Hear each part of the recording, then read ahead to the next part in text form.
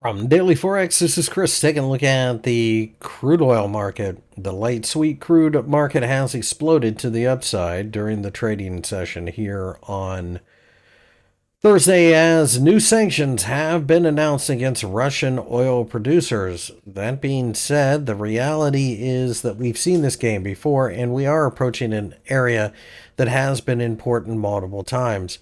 With that being said, I think the market participants continue to look at this with a little bit of hesitation. Keep in mind that we're right here at the 50-day EMA.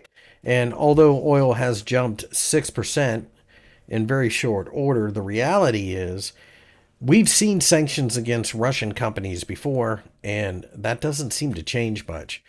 I think you had a situation where the market was oversold, and now it was just the excuse to get a bunch of short covering out of the way. Nice volume during the day, admittedly, but we still have a long way to go before the trend actually changes.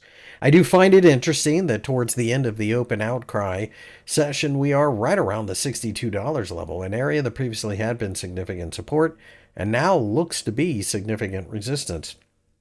A little bit of negativity here could go a long way. We'll just have to watch and see how that plays out.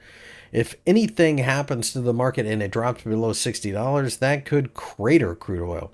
A move above the $62.50 level would be extraordinarily positive, but really at this point, I think you have to look at this as a market that, although had a very bullish move, you have to see if there's any follow through.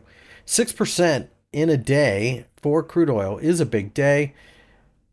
But it's also worth noting that everybody was leaning on one side of the market, so I do think a certain amount of this was basically short covering. We get a little bit of exhaustion in this market, I'll probably look to sell it.